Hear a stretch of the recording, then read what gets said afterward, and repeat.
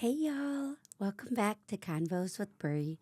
I'm Bree, Bree, and today I want to talk a little bit about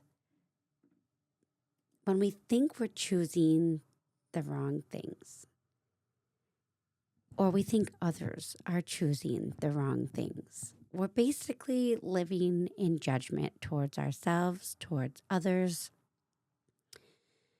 and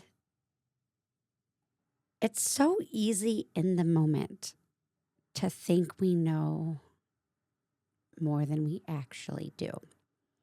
It's so easy to be in judgment, honestly. The more that I really start to connect with this, the more I'm like, yeah, judgment is an easy emotion. It's something that we've all experienced. We've all been probably on all sides of. We we think we're doing it for the right reason in the moment, or because it's so clearly obvious that it should be judged. People make all kinds of excuses for why it's okay to judge, and we do it in more ways than we realize. I've noticed a lot of people think that when they're judging something, they think that it is a clear negative towards somebody else. You're judging what somebody wears, you're judging what somebody does, what they say, and you're voicing that. But a lot of our judgments are actually very, they slip through the cracks. They're hidden deeper than we realize. I had this conversation the other day that really sparked this for me. And we were talking about what makes a good life. And we got into this deep conversation about how it was making good decisions and all of these things. And I don't necessarily see it that way, only because it felt very limiting to say, make good decisions. Because when I asked, what are good decisions?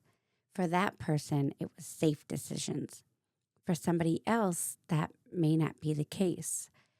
There are a lot of risks that we take, or a lot of paths that are walked that somebody else won't understand.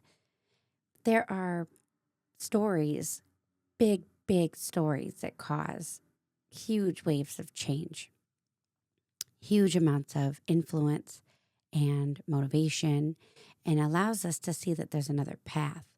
But in order to become the person that is able to create this wave of change in this path and all of these influential things, they must have walked the path. They must understand it.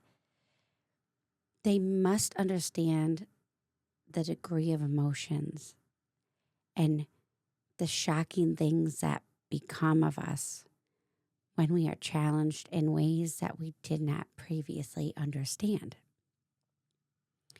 So somebody could walk a life that others deem as not a good life, but they created one out of it.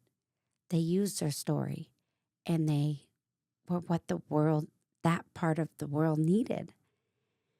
So who are we to judge what a good life looks like to them? Safe choices weren't always obvious for them. Safe choices weren't always available for them.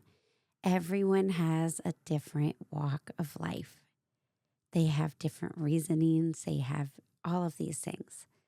So I think that it's tough to sum up what makes a good life for each and every one of us in a broad sense. For her, that does make a better life.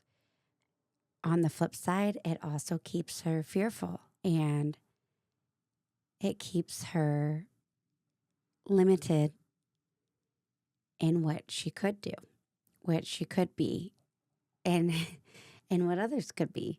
It's such a tricky thing. Nothing is really right or wrong. It's just expansion. How can we expand that thought? For me, I think a good life is simply being present as much as possible. And I think that when we're truly present in the moment, that is where we are the most powerful, where we are the most impactful, and where we have the most freedom to flow. That can look like a lot of different things to people, but nothing is a perfect answer to that question. I often find myself thinking about times that I'm doubtful. One thing that comes back to me a lot was leaving a place and leaving a job that I really, truly loved.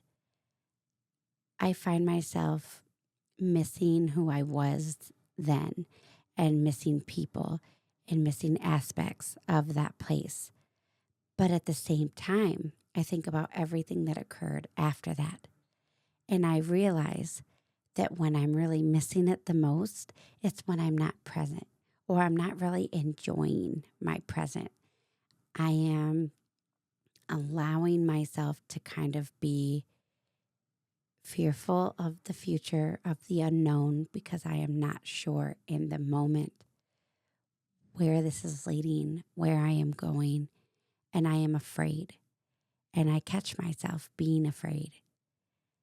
And I know that if I am feeling afraid, I am not in the present, because right now, in the present, everything is just fine. And then I find myself missing certain things from the past because I am not present.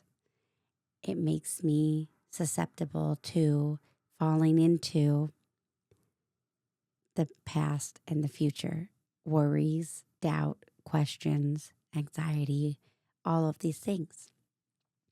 And then I catch myself not feeling so great.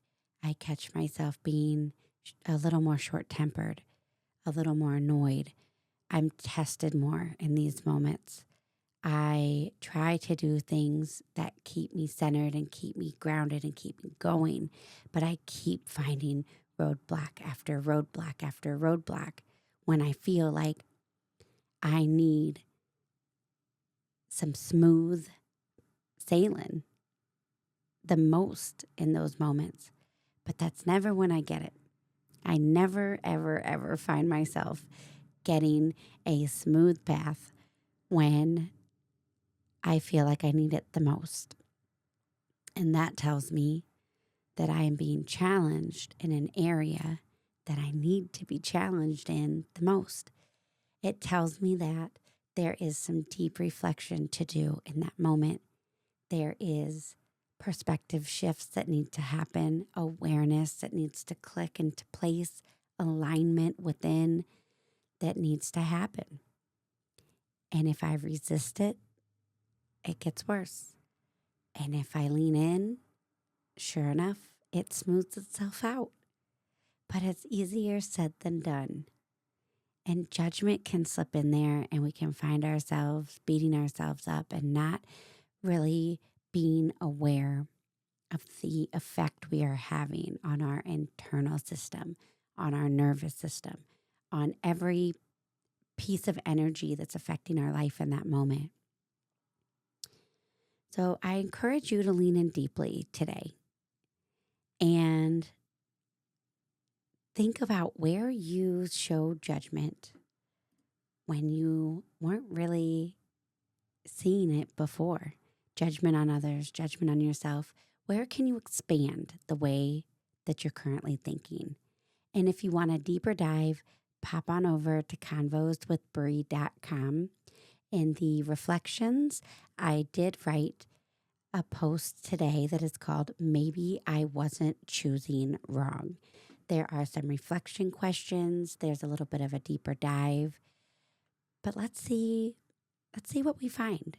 And if you want to stay in the comment or stay in the convos, get in the DMs, get in the comments, email me, whatever works, whatever you do. Let me know what you found because I love that stuff. Just,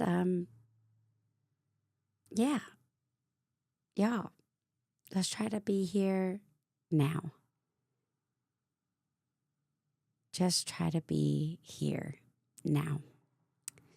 Well, that concludes day 58 of the Visibility Challenge. I am going to go rest my brain. It has been a very deep day of processing and little sleep. I've had a lot on my mind, a lot of things running through here. I've been doing a lot of writing.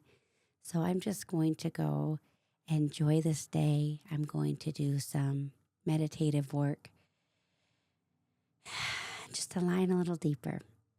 If you're there with me, let me know. And just remember, y'all, nothing that is meant for you will miss you. Be here now.